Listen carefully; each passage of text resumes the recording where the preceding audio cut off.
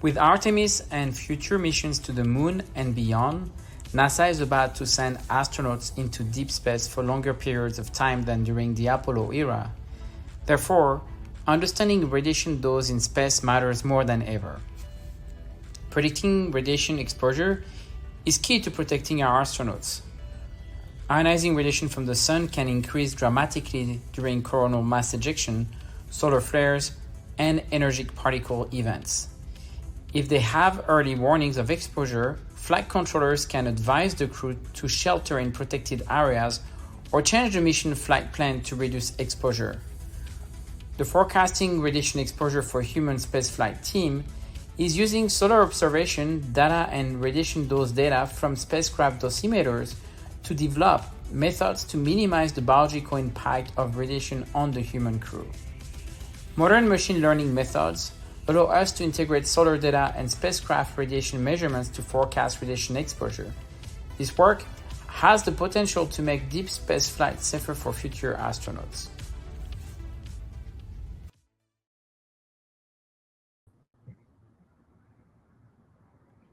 Hello, everyone. I'm Ritu Jankarav, and I'm pleased to present our work on forecasting radiation exposure for human spaceflight. This is our fantastic team.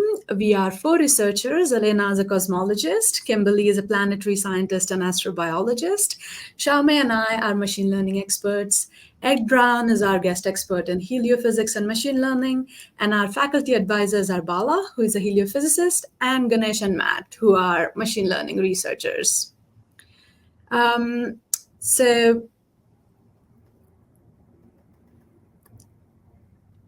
Space, let's get into it, shall we? Space is filled with radiation. As we are living with a star, that's a ball of magnetized plasma.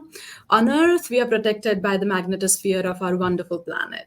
However, as we venture beyond low Earth orbit, leaving Earth's protective shield behind, we are exposed to the space radiation environment.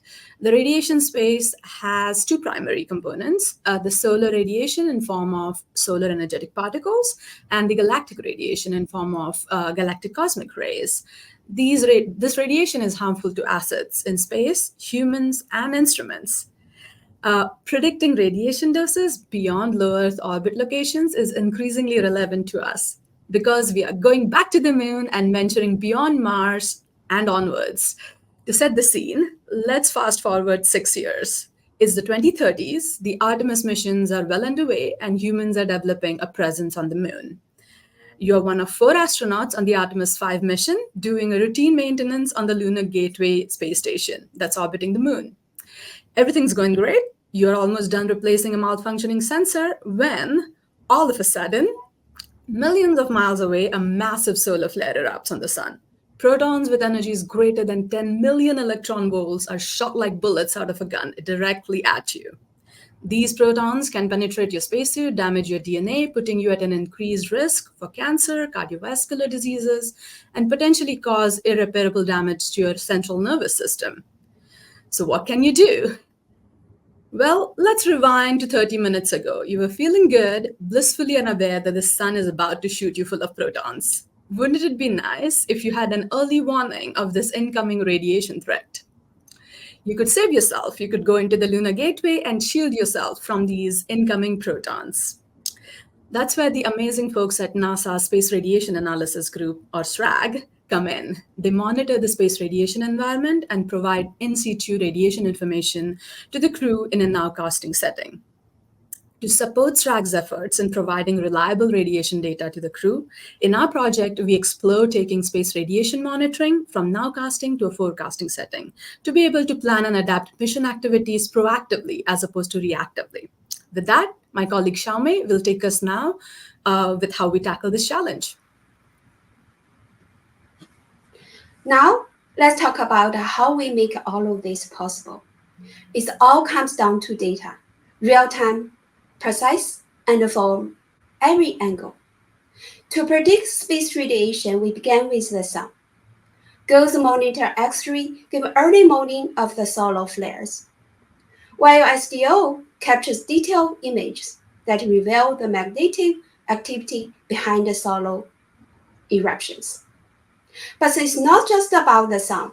We also track radiation in space with Biosentinel, which monitors things as Earth obeys the Sun, and Crater, which provides vital data from lunar orbits, crucial for missions beyond Earth.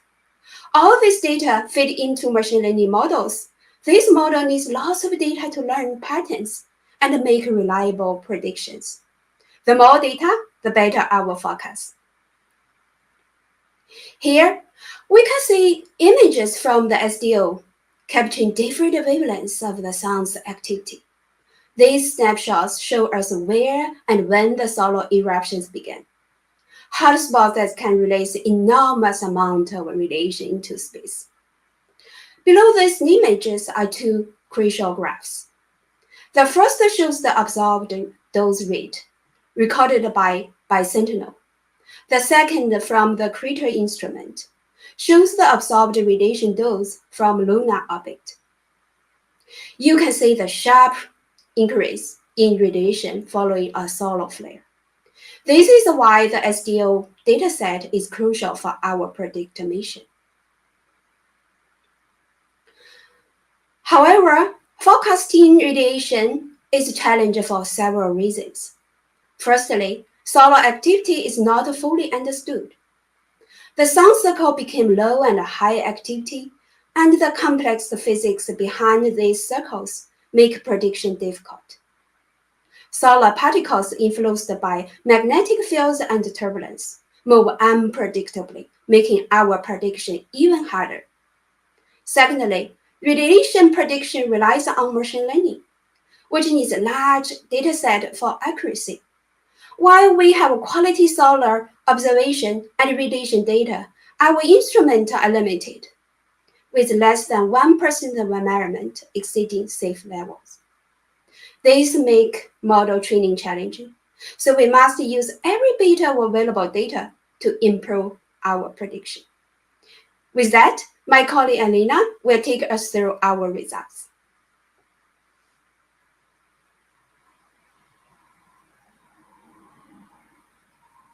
Forecast future radiation, we build an ML algorithm that takes as input radiation measurements from Biosentinel and solar images by SDO, and we consider all these quantities in a window of time that here we indicated as the past. We send all these inputs through the model so that we can predict what the future radiation level will look like. And here are our results. The model predicts different scenarios for the future radiation levels that here are shown as red lines, with their mean indicated in black. And you can see that the model predicts that there will be an increase in radiation levels within the next 24 hours. And this is consistent with what Biosentinel is going to measure, which is the blue line. So our model is able to predict that there will be harmful radiation within the next 24 hours, is able to capture the overall shape of the radiation profile as a function of time. And some of the scenario that is outputting predict that the time for the onset of harmful radiation is going to be just a few hours away from the true time of onset of harmful radiation that is measured by Biosentinel. So this is a first attempt of building a forecasting model, and it's already very promising. Indeed, our model can be used to alert astronauts when in the next 24 hours there will be harmful radiation incoming into their location. And we can redo the same exercise, but one day later, when we have already measured that there have been an increased radiation, and we can ask again the model to predict the future radiation levels. Here are our results. Again, the red lines show the different scenarios, and you can see that the black line, that is the mean of all these scenarios, quite well reproduce the measurements from Biosentinel. And so our model can accurately predict the time where the radiation will go back to safe levels, and it can be used to tell astronauts ahead of time when they can exit their shelter and resume their activities. Finally, we can look at this video that contains all the prediction that you have seen in the previous slides and many more. We created this video by sliding the past and future windows across time and asking the model to make prediction from the present time onwards. And so overall, our model is able to be an early warning system when the radiation levels are low. And when the radiation levels are already high, it can be used as a method to inform astronauts on when the environment will become safe. And with this, I will hand it over to Kimberly, who will talk about our achievements and our future plans. Thanks, Elena. So I'll be summarizing the novel milestones we've achieved this year in our groundbreaking project. We first created SDO-ML Lite, building on past FDL sprints that have developed SDO machine learning datasets, and we've made it more user-friendly in order to enable biosentinel predictions. We've also curated machine learning-ready radiation dose datasets such as Biosentinel and Crater, which can now be built upon in coming years in FDL. And we've also obtained preliminary results for radiation forecasting with our groundbreaking work. Having gone through the milestones achieved, I'd like to lay out our next steps and future plans. In our next steps, we plan to release data sets, code, and pre-trained models to the broader community in order to encourage community participation. We'd like to publish our work in papers with exhaustive evaluations of the proposed models. And eventually, we hope to develop a proof of concept live prediction system, with the end goal of this project someday to create a real-time tool and deploy it in future crewed spaceflight missions. So this tool would look similar to a weather forecast on Earth, allowing astronauts to anticipate space weather before it happens. So if you're imagining the scenario we spoke about at the beginning, but with the astronaut now pulling out their radiation forecast handy on their arm to warn them of an incoming event, enabling them to seek shelter in order to protect themselves from harmful radiation. Now, to bring it all back to why we're here, we want to first thank the experts who made this work possible, including Sylvain Costes, Kirill Grigorev, Christopher Light, Janet Barzia, Jack Miller, Nathan Schwadron, and many more. And with humanity's return to the moon in the coming decades with Artemis and the Lunar Gateway, we need to protect our future astronauts. So building this machine learning tool to forecast radiation dose can enable long-duration spaceflight beyond low Earth orbit and expand science and exploration into the broader solar system. So we want to thank you so much for listening and have a lovely day.